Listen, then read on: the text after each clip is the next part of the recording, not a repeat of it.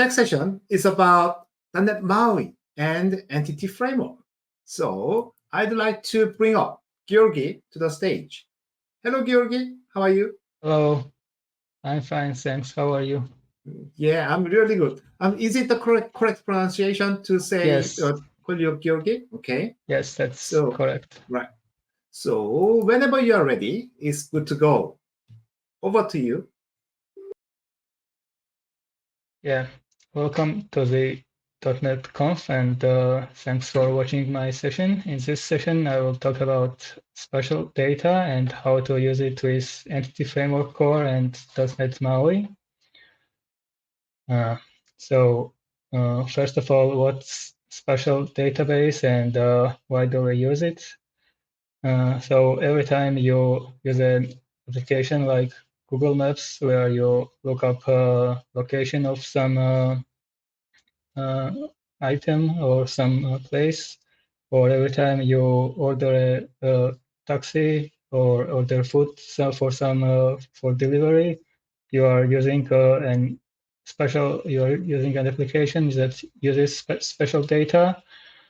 So those are the examples of special data in everyday life. So how can we store and manipulate special objects in the database?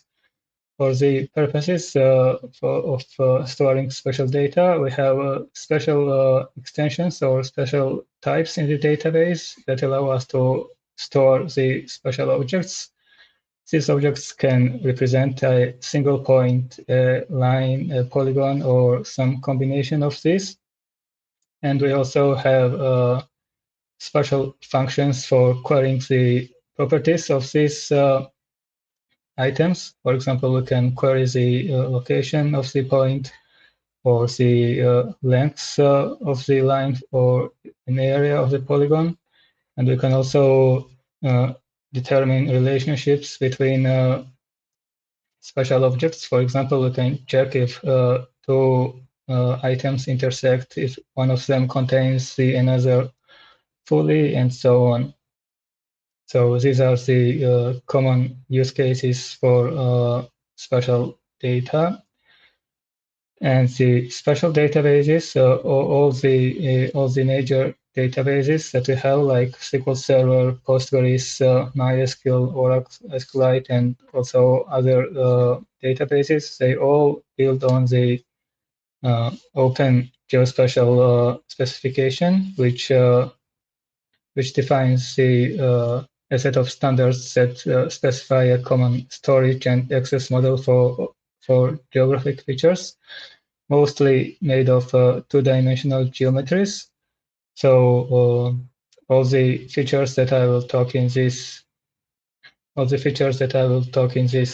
session apply to every database which implements this specification, because they share all these features and functions.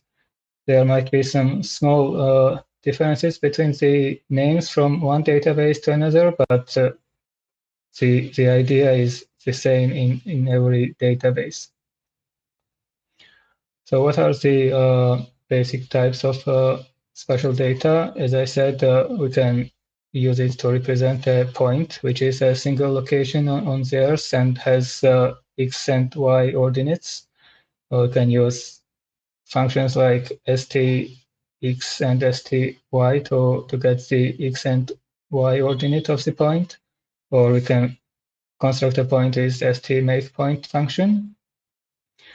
We can also have a line which can be used, for example, to represent streets or rivers or other things like that.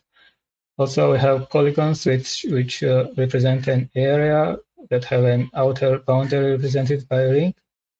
For polygons, we have functions that compute the area of the polygon or the perimeter of the boundary of the polygon.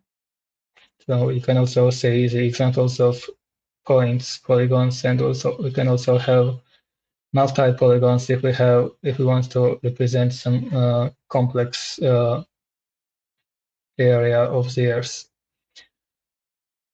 So what types of queries can we run on spatial data? For example, here are some example queries. If we have a neighborhood table which contains the polygons, we can use the ST area in the select clause like you would use any other SQL function, and it will calculate the area of this specific neighborhoods that I have specified in the where condition. Or if we have a subway stations table, we can use stx to get the x coordinate of this point, and in this case find the most the subway station that is to the most to the west. We also have functions for understanding and for inspecting relations between spatial objects. For example, we can use st-intersects to see if two shapes have a common space. We can call st-contains to see if one geometry is completely contained by the second geometry. We can use the st-distance function to calculate distance between two geometries. It's useful if we want to show users the distance between, for example, their location and some other items that they are searching for inside the application. And we can also use std to find all the places that are within the distance that the user is looking for. For example, we can use it to find all the ATMs that are in 500 meters from the user, for example. Using the spatial relations, we can use spatial join. So just like with any join statement in the database, we can put the special functions in the on clause of the join of the select statement inside the join clause. For example, in this query that you can see, we are looking for what neighborhood the road station is inside, and we can see that we use the st contains special function to see to match between neighborhoods and subway stations. So we can use any function that returns true or false inside the join condition. And also, spatial databases provide special indexes.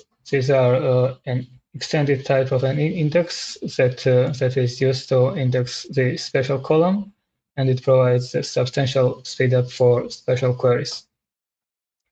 Not all functions can utilize the spatial index, so here is a short list of the functions. There are some more functions which can use the special index, but these are the most commonly used special functions that can use the index if it is present in the database. So how do we use and how do we work with spatial data from .NET? For this, we need several libraries. First of all, we need .NET Topology Suite, which is a special library for .NET. It maps the special types to .NET classes, and this library contains classes like point, line string, polygon, and so on that represents the special data. Just like we had in the database, we use this library in .NET for representing the special data and for manipulating this data. It also has the intercepts, contains, overlaps, and so on other special functions. So .NET TopologySuite is the first library that we need to use to represent the spatial data. Once we have the classes in our project, in order to use the spatial data with Entity Framework core, we need database specific packages which maps the NetTopologySuite types to the types in the database and to the operations. For this, we need to install the NuGet package for our database. So if we are using SQL Server, we install the .NET TopologySuite package specific to SQL Server. For Postgres, we use Postgres specific NTS package and so on. And once we have this package installed, in the database context options, we need to add the call to use NetTopologySuite so that Entity Framework core knows that it needs to use this library to map the types and operations to the database special features. And the next step is how do we serialize the special data to JSON? For example, how do we serialize the points or lines or other data in the JSON? For these purposes, there is a GeoJSON specification, which is a format for encoding geographic data structures. And the NetTopologySuite project has a special library which plugs in the system text JSON infrastructure and it's a converter which can serialize and deserialize the special data. So this is how we plug this factory in the JSON serializer options, and with this configuration setup, we can return special data from our controllers, or we can receive them as part of inputs from the user, and it will be automatically serialized or deserialized to and from GeoJSON. So that's a short overview of what we need to use special data in .NET and ASP.NET Core, and we can also use the .NET TopologySuite the same way in .NET MAUI applications. And we will now see a demo of a .NET MAUI project showing the special data use cases.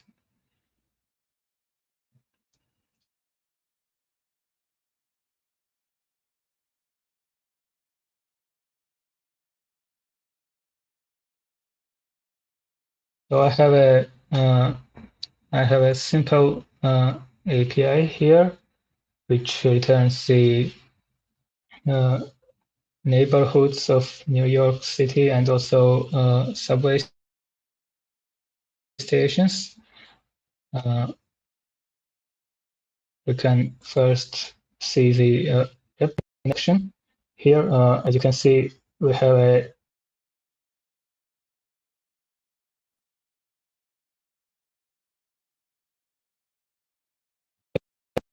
New York borough here, and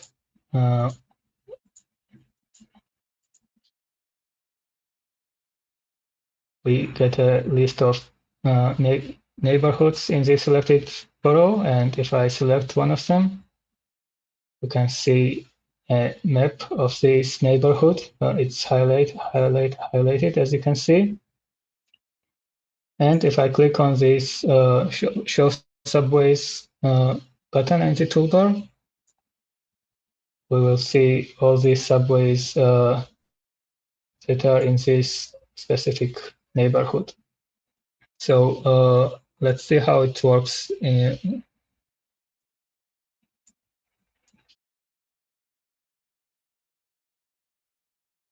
So in the MAUI application, I have two pickers for boroughs and neighborhoods and the map control that you can see here. And whenever a new neighborhood is selected, the application will do a call to the backend to get the neighborhood. And we can also see the source code for this controller.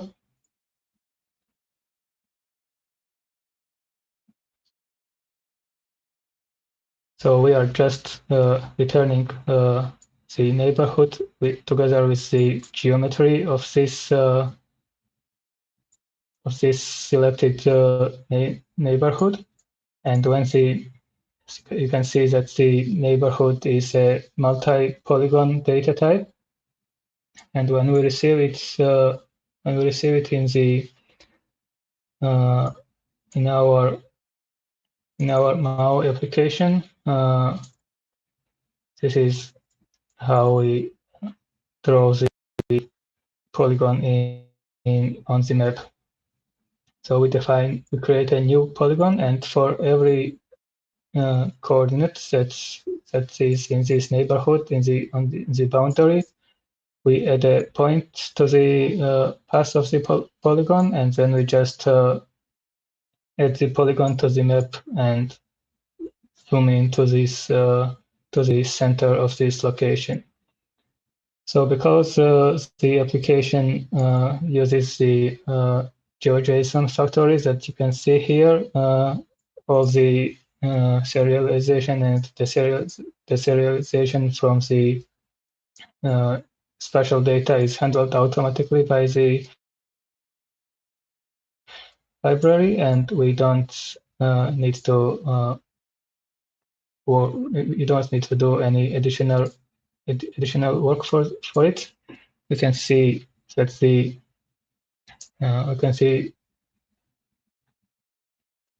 controller returns the neighborhood, which contains the name and the polygon.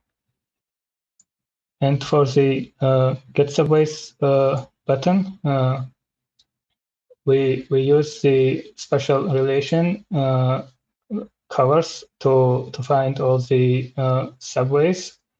So we start with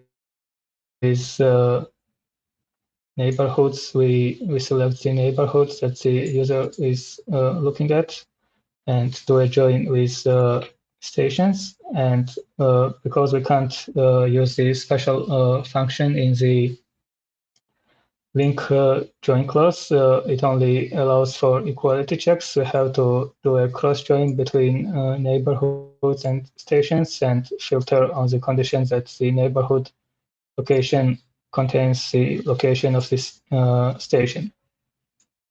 So all the stations that are in the selected neighborhood will be returned as a result of this API call, and we will also return the location of the station, which in this case is a point, and we can actually see the JSON, the GeoJSON, how it looks like.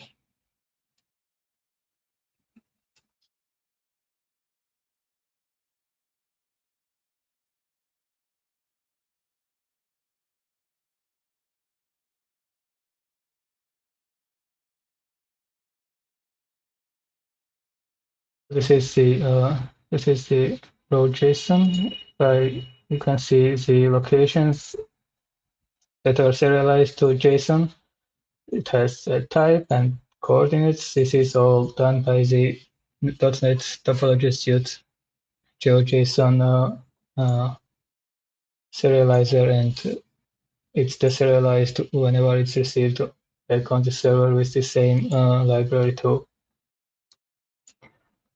So now let's move to the second demo, which is the nearest subways to some location. So we have the map of New York here, and if I click I click on some location on the map, we have a search radius here of 500 meters, which I can increase or decrease. And whenever I click somewhere, we get a circle of the specified radius and also all the subway stations that are inside this circle. So if I increase the radius, we get other stations back. And if I click on some other point, for example here, then we get back all the subway stations in this circle. And we can also switch to the list view. These colors are the colors of the routes that this subway station belongs to, and you can also see that you have the distance from this point where I clicked to the subway stations. They are ordered in ascending order. So the first ones are the nearest subway stations, and the last one are the farthest. If I change the radius, you will see that the result set will get smaller or larger.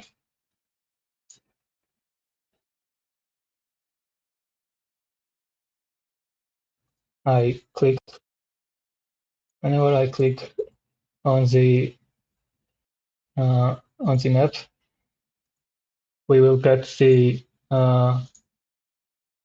map clicked command in the view model, or whenever I drag the radius selector and I execute the get nearest subways endpoint. And here is the source code for this endpoint. It receives the longitude and latitude and the radius of the requests that the user made. And in the subway station table, I use the within distance function, which in this case maps to std the within function from PostgreSQL Spatial function. It will return all the subway stations that are inside this radius from this center. And also I use the location distance function to calculate the distance from the location of the subway station to the center of the search. And the distance is returned back to the user, which we saw on the screen. If we go back to the view model, we can see that once the nearest subways are returned from the server, we turn them into the pins. So pins are the red dots that we saw on the map, and we create a pin for every subway station. We format it the way we want to look. We need to specify at least location so that the map control knows where to put the pin on the map. And we can also show the label and address.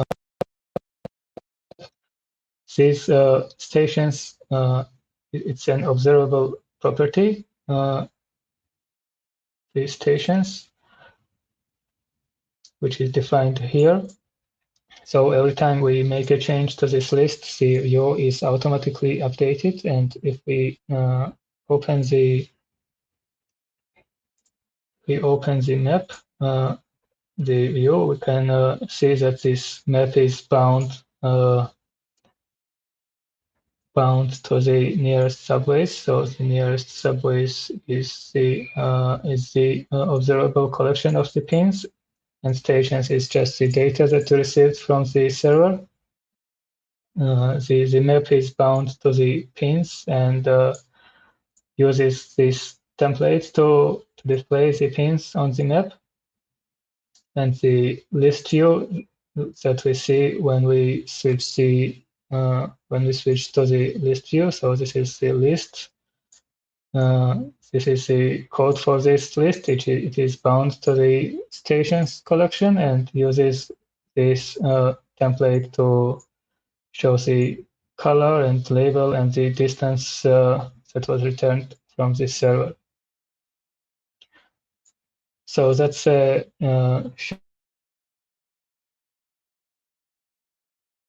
short overview of how to use the Spatial data entity framework and MAUI.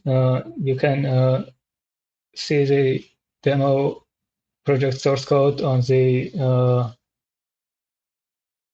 from the QR code on the link, and also some resources to get more information about the MAUI map control and the .NET TopologySuite library. So download the .NET 8 and build cool applications with it. Thank you. Right. Awesome, Georgi. So it's really good to know how the spatial data can be handled like this way. So I love this session. So thanks for joining us, Georgi. Thank you. Thank you for having me. Sure. So I will see you next time around. See you.